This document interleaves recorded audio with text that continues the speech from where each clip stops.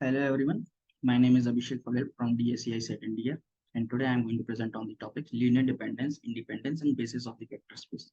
Okay, so let's start.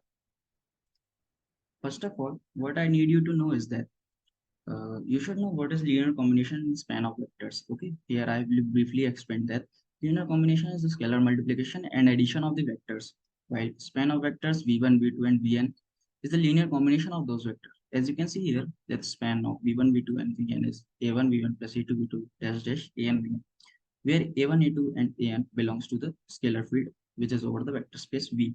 Okay, now let's come to linear dependence and independence. First of all, let's understand by definition what is the vectors v1, v2, v3 and vn are said to be linear dependent if their linear combination produces zero and at least one of the scalars is non-zero. Okay, while vectors v1 and v1, v2, 3, vn are said to be linearly independent if their linear combination producing zero implies that all of these scalars are zero. Okay, then why does this happen? Let's see. The notion states that the combination of vectors is linearly independent only if there is a trivial solution for the above equation. Since the trivial solution, that is all scalar being zero, will always satisfy these types of equations, so it is not included in case of dependent, so that it distinguishes the both, that is independent and dependent. Okay, meanwhile dependent, independent, there needs to exist another set of solution in which at least one of the scalars is non-zero, as I told before. Okay, now if all of the vectors, now let's understand why it is so. If all of the vectors in a set do not have dimensionality or directionality, then we say that the vectors are dependent. That the sum of the vectors in the set are redundant. That is, they are not used. Let me explain that. Well, let's now talk about dimensionality. Okay. For example, in R square, let us take R square.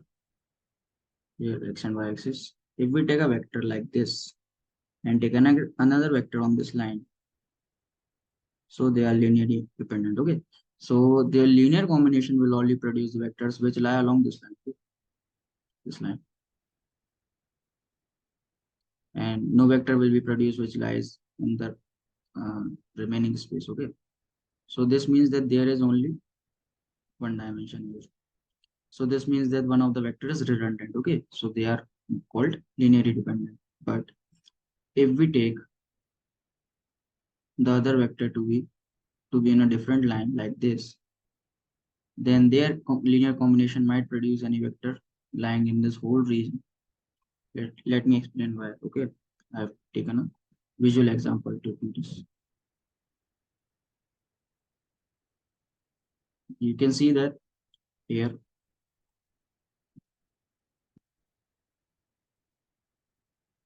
Here you can see this. And while changing the scale, you can trace any vector on this whole plane. Okay, this visualization shows you that you can trace any vector. Okay, so now let's do some examples.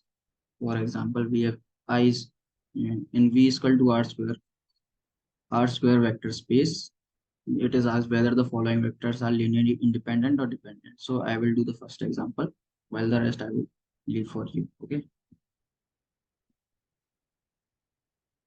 So we have been given 1 upon 5, 1, 1, 5 and 2, 10. We have to tell whether these are linearly independent or not. Okay. So here you can see that 1, 5, 1 minus 2 plus 1 of 2 by 10 is 0. Okay. And these are not, the scalars are not 0. So we can say that this combination is linearly dependent. Okay. So the rest you can do by yourself. Okay, the answers are given here. Linearly dependent, linearly dependent, linearly independent. Okay. I have also visually explained you the examples. Like this is the one which is 1, 5 and 2, 10. There's the line on the same line as I explained before. And this is the second example which is used in the examples.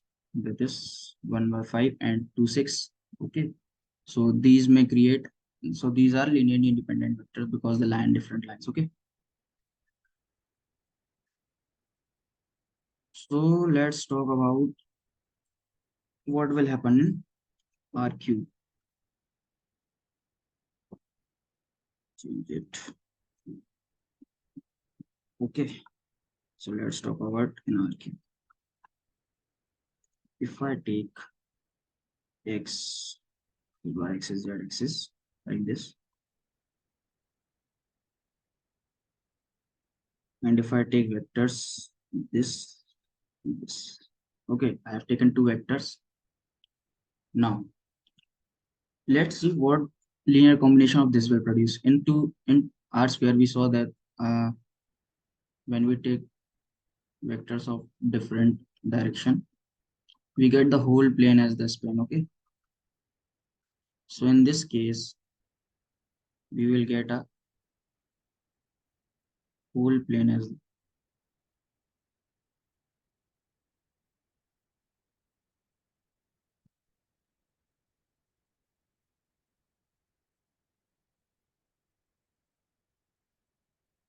so in this case, we will get this whole plane as the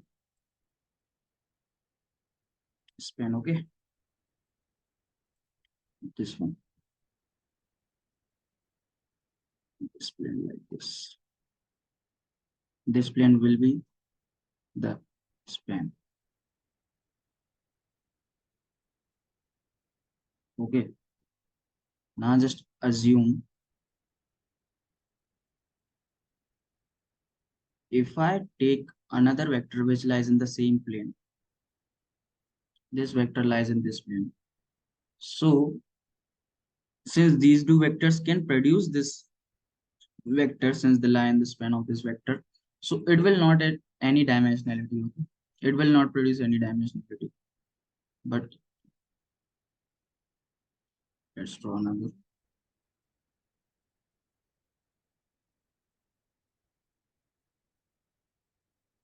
But if I take this vector,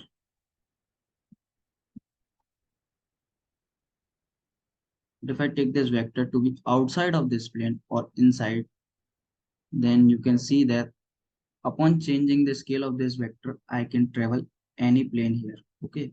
Suppose if I chose this vector to be here, so this plane now I can span this plane. Okay, if I don't change this vector, then I can span this plane using this and this. Okay, and similarly, if I start to change this vector, then it will go here, here.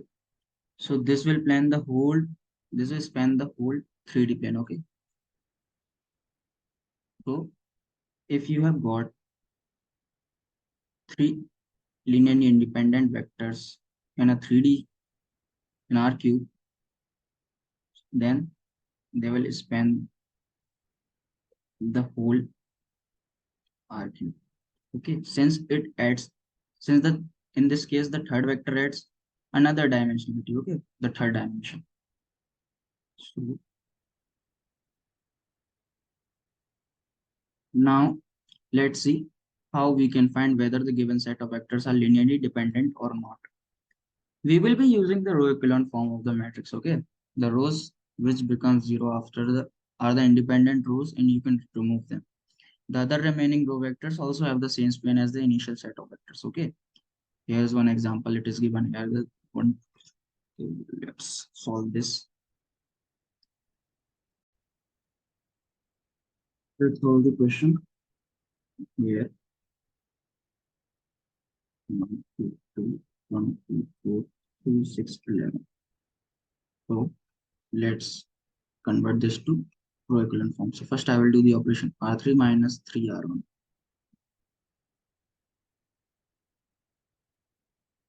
So this will become 0, this will become 0, this will become 2.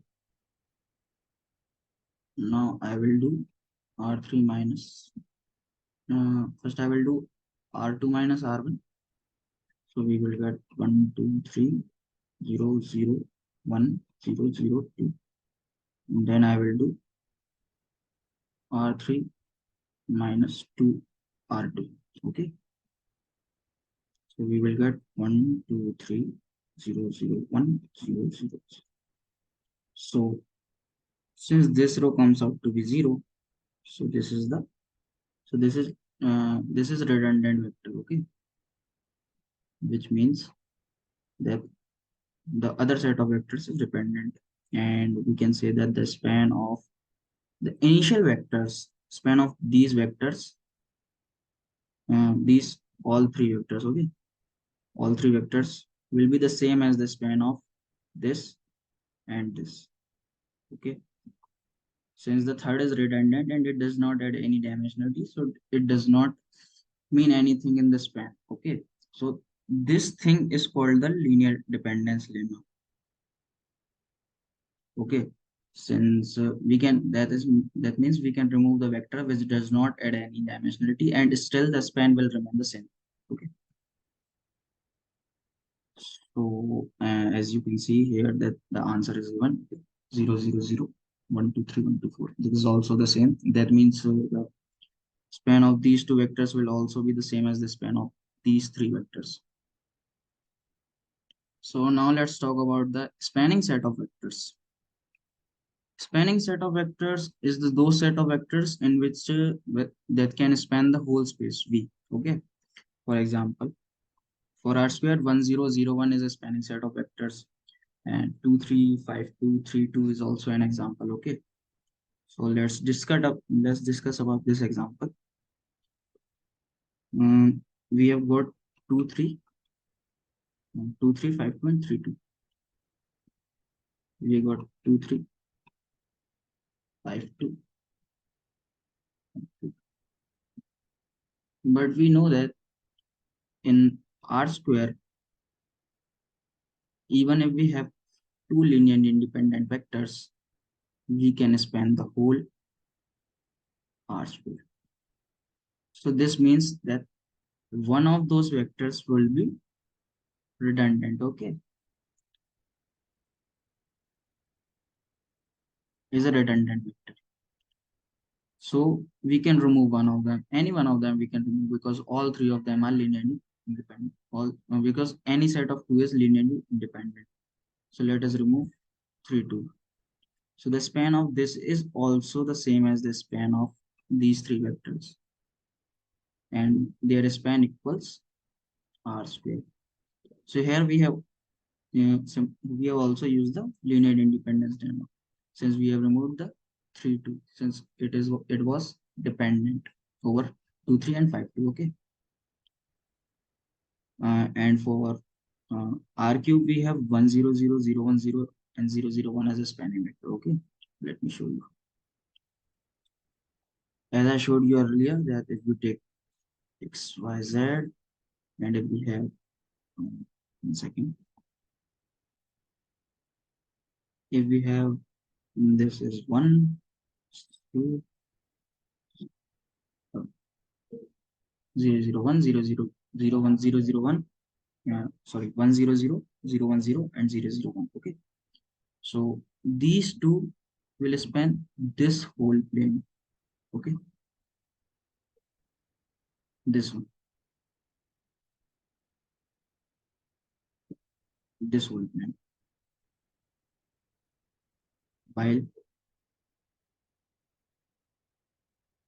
while this third vectors helps to add the third dimension too, which is help to span these spaces too, these spaces. Okay,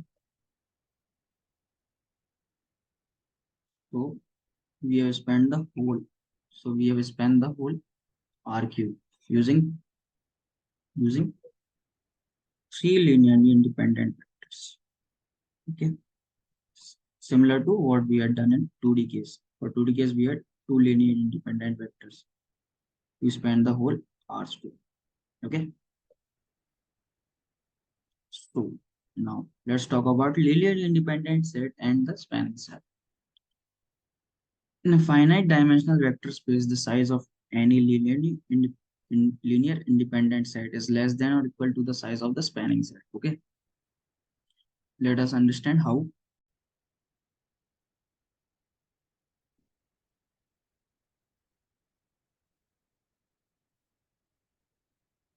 So what we are trying to understand was that linearly independent set has a size less than any spanning set for a vector space. Okay, as we just saw earlier,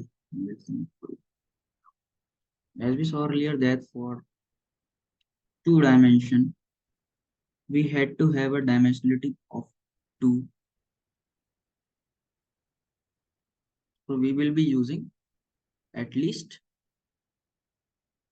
2 vectors which must be independent. Okay, similarly for 3D we will be using at least 3 vectors. Since 2 vectors will add only dimensionality of 2, and the third vector would be needed for the dimensionality of 3. But the spanning set can also contain extra vectors, okay? Because by linearly dependence lemma, if the if the additional vector is a dependent vector, then still the span remains the same, okay?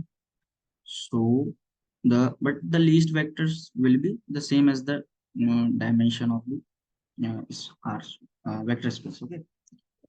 But if we take the case of linearly independent sets, then we have taken, if we take assume that in 2D, if we take vectors like this and vectors like this, then they are linearly independent, okay? But so they span the whole R sphere. Now if I add any vector, then it turns out to be the linearly dependent upon these vectors, okay? So it cannot be a linearly independent set. So the maximum number of vectors which can be in a linearly independent set of Rn is n. Okay, this is the maximum number. If I add any vectors, if I add any extra vector, then it turns out to be the linear independent of the other vectors. Okay, and for further understanding, I have written that in Rn, any set of n minus 1 vectors cannot be a spanning set because it will not add the dimensionality. So do you understand this? See, independent set is less than spanning set. Okay, this is talking about the size. Now let us come to basis. Okay, a basis of a vector space is the set of vectors which is both spanning as well as linearly independent. Okay, the vector should be spanning as well as the linearly independent. For one of we have standard basis. Okay, we call this standard basis for every Rn. When we have like 100, these are n, and these are also. We call these standard spaces. Like for R square, we have 10 and 01. Okay, these are standard basis because they are both linearly independent as well as the spanning set, because these two can span the whole R square. Okay, now for example, we have given that bases do not need to be unique. Okay, we can also have other bases like this example we have here. 1, 2, and 2, 5 is a basis for R square. Since they are linearly independent, therefore they will span the whole R square. But in second example, it is 1, 2, and 2, 4. These are linearly dependent, so these cannot span the whole R square. So they are not the spanning set, hence not the basis. Okay, and for the third, we have been given only 2 vectors, so this is not the spanning set since it does not add the third dimensionality. Okay, now each basis has its own unique representation. Okay, each point, every vector in a space can be represented uniquely by the basis. Okay, the basis we have chosen as a linear combination of those bases. The coefficient of those linear combinations represent the coordinates, represent the vector and become its coordinate with respect to the basis. Now, for example, I have given the 3, 7 as coordinates, dash dash as coordinates in the standard basis. Okay, now we have got 3, 7 and the standard bases are 1, 0 and 0, 1. So these are the coordinates, the scalar width. that are there in the linear combination. What will come here? Here will come 3 and here it will come 7. So the coordinates of 3 comma 7 vector in basis 1 0 and 0 1 would be 3 comma 7. These would be the coordinates. Okay. And in the second example, the bases are 1 2 and 2 5.